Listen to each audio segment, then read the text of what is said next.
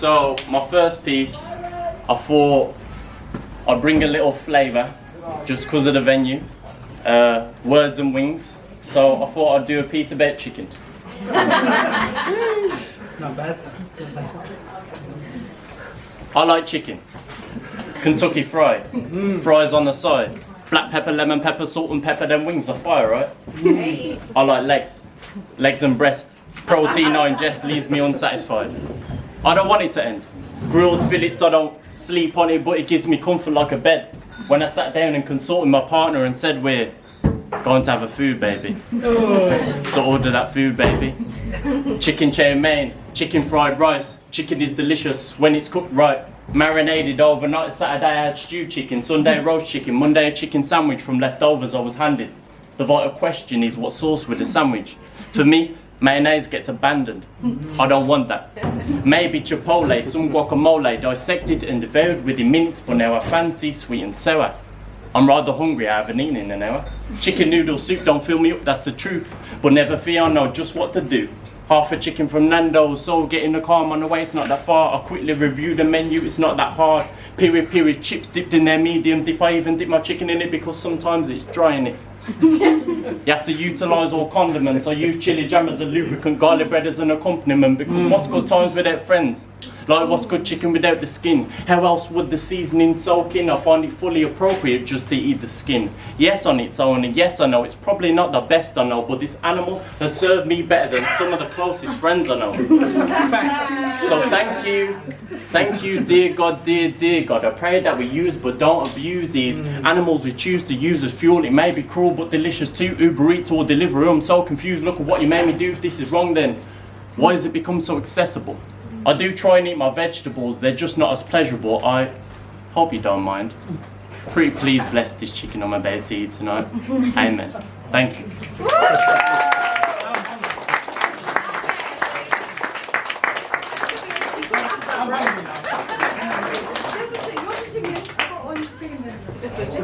Did you get chicken? In a second. The old chicken. No, chicken Wow. today. Great chicken. Shout out chicken. Share the chickens. Sorry,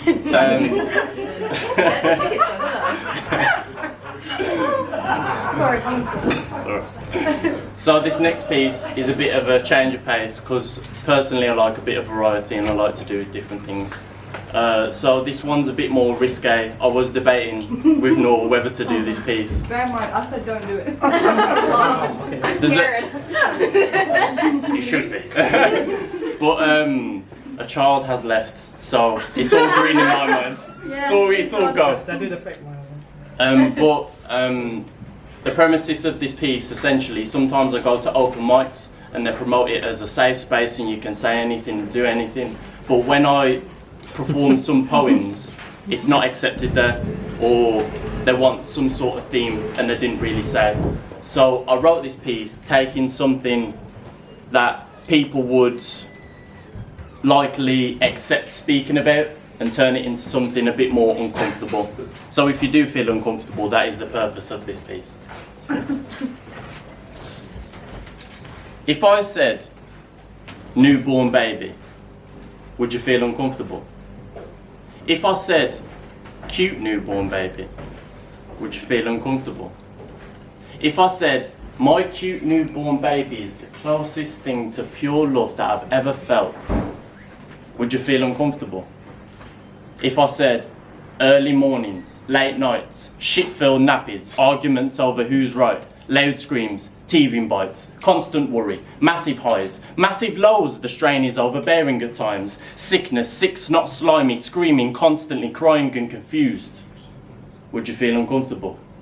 If I said the process, late night, my bed, kissing into a caress, suck, spit and sloppy head, stimulated clitoris, hard dick, wet pussy lips, different positions and tricks, having a firm grip and a stiff upper lip to brave the deepness, in and out until sperm comes out, sweat, odour, love and passion.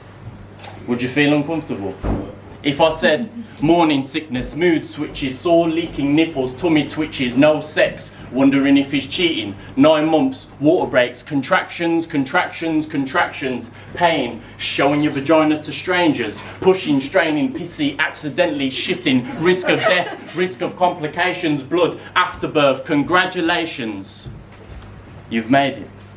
60 to 80 years battling emotions and fear, shocked at experiences and personalities moulded by the uncontrollable motions of this roller coaster which we call life. Welcome, newborn. Often we miss the finer details. Small print is unappealing to the brand of retail. It's a dream, you see. They sell you for yours to keep. They don't want you to go deep, just surface level conversations. How can I learn anything if I don't uncover man's true nature from man's true players?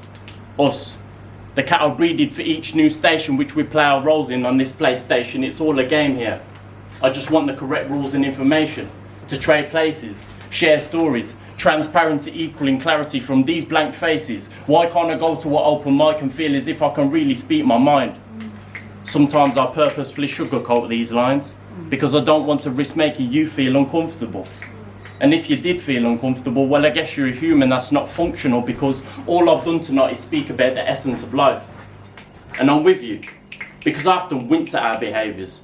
And I wonder if I've been dehumanised, colonised, retarded, bred to be comfortable in boxes to where we rather like it. So, apologies for the uncomfortable words, but uncomfortable is what life is.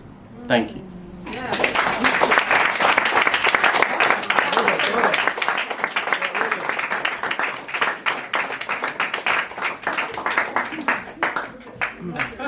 And I've got one final piece. Again, it's a bit different. So I started off like, don't worry, it's not rude or anything. It's not provocative in that sense. But it is a piece that's close to me and emotional. And it reflects on a time in my life where I was a bit younger and actually was thinking about, well, one of the worst things that I suppose you could think about is taking your own life. But I was thinking about this at a young age, so if you didn't come here to experience that, I'm so sorry, but it is poetry at the end of the day, and I feel safe enough to share it here, so hopefully you enjoy it.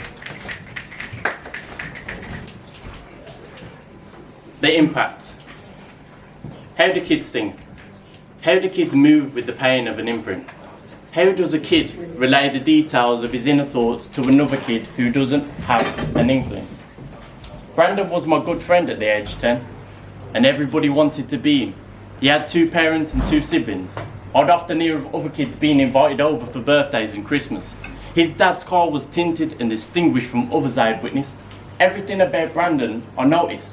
It was hard not to when his popularity exposed him to all the opportunities which he took to gloating.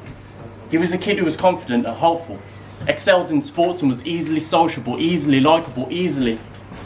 His life seemed to be one of the best. One time I was invited into his room, which was like a treasure chest of toys, games and all the latest trends. It was never ending, the entertainment that was bestowed upon him. There were no barriers or burdens placed upon him from which I saw, but then again maybe I didn't really know him. So I thought I'd ask him to test whether I may be alone in this. Have you ever thought about ending your life? He paused and looked puzzled because this thought had never entered his mind. He replied never, and I explained that often I had thought about ending mine because I didn't see the point in life.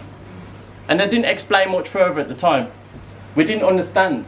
We just kept it moving, and I did a spud instead of shaking his hand, but as I walked from school to my nan's I was oblivious to what I tried to discuss, as if it should be normal for us.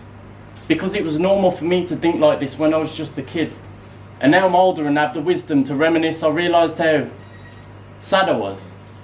Lonely and depressed, and I often wonder what it all really meant when I used to come back home to someone daily who had mental health needs, and it was apparent that they would suffer indefinitely. I was just trying to think of an easy way to escape. Taking my own life seemed like a viable way just in case life ever got too grey. I'd often entertain this passage of play over and over again, the same way I often ponder over these early days. Man, I want to talk to Shak. I want to tell him it's okay. I want to tell him I love him. I could be his big brother. I could show him the way. I could give him praise and I'd make him feel safe. I'd love him, I'd fucking love him. And I wonder what kind of man this would make if I went back in time to show him that he's great. I wonder what I'd be if I thought I was great. Thank you.